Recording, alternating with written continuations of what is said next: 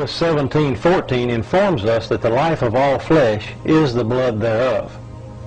Once again, scientists are finding out that the truths of Scripture are far more literal than they ever imagined. One evening, Mary Nell Wyatt asked me to take a look at some material from a burial cave to see if these tiny particles were present. Without my knowledge, one of the samples was actually the blood sample that Ron had taken from the Ark of the Covenant dig. Okay, Mary Nell's going to take the sample and mix it with sterile water.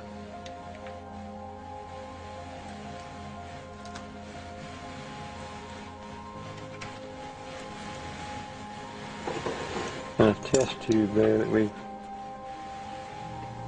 The sample was placed under the microscope, and as the specimen began to come into focus, thousands of tiny particles, somatids if you will, became plainly visible. At that time, Mary Nell, who was standing behind me, began to weep. As I turned around and saw the expression on her face, I realized immediately that the sample we were looking at was actually the sample that Ron had found to be the blood of Christ. Dried blood is dead blood.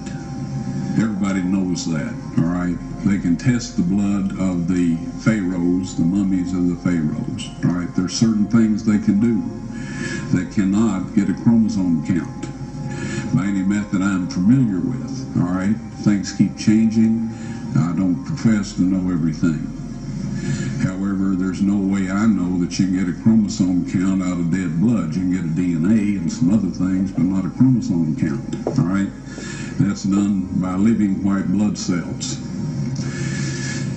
Now then, first of all, in this analysis, I took the blood into a laboratory in Israel. I asked one of the people I work with in antiquities, where is a good laboratory that does reliable work? And they said, such and such, such and such. I took it. I just said, please examine this blood and tell me what you can tell me about it.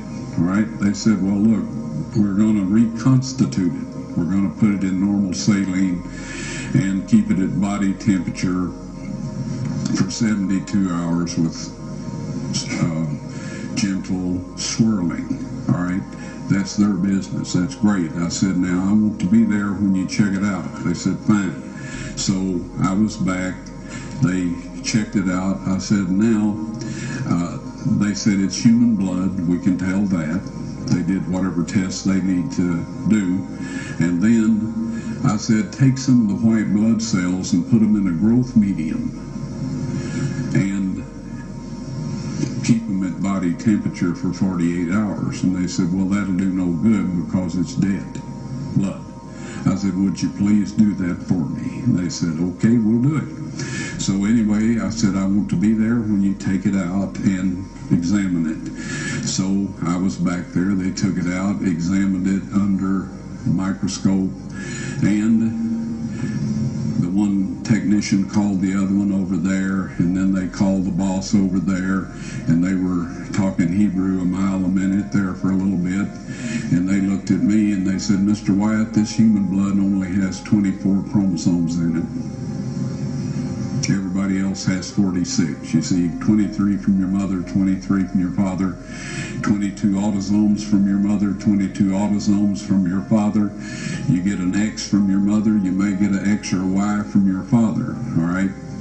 This blood had 23 chromosomes from the mother's side, one Y chromosome only. You see, the child could not have developed if they hadn't had the autosomes from the mother. So all of his physical characteristics were determined by his mother's side of the family, her autosomes. His maleness was determined by this one Y that came from the source, not a human male. Then they said, this blood is alive. And then they said, whose blood is this?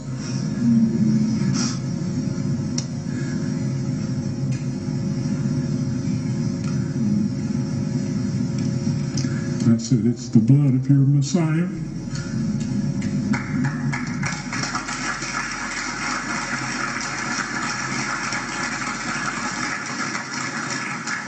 And I assure you those men's lives have changed. Before you know it, you'll be a brand new girl.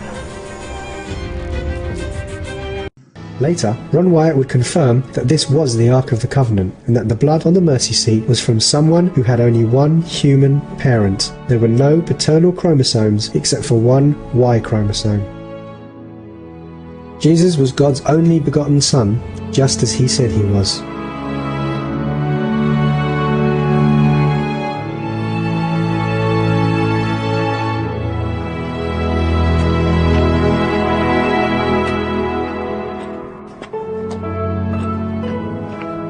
The Bible prophesied that Christ's blood would be sprinkled on the mercy seat of the Ark of the Covenant, but as it was to be kept secret until our time, it was partially, but not totally, hidden in symbols.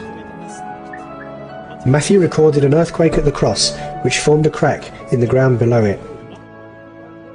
John tells us that when the Roman soldier pierced the side of Christ, blood and water ran out. The blood and water apparently ran down the earthquake crack. The prophet Isaiah wrote that Jesus, when he was bruised and broken, would sprinkle many nations. John reveals to us a secret. He tells us that the blood and water is here on earth as a testimony. And there are three that bear witness in earth: the Spirit, and the water, and the blood. And these three agree in one. If we receive the witness of men, the witness of God is greater. For this is the witness of God, which he hath testified of his Son. Right before the Babylonians besieged Jerusalem and destroyed the temple, the Ark was hidden. The very Ark of the Covenant, with the testimony of God, or the law, that the people had broken and that we need atoning for. God knew where Jesus was to suffer and die for humanity, and 600 years before the crucifixion, he hid the Ark right under the Golgotha escarpment.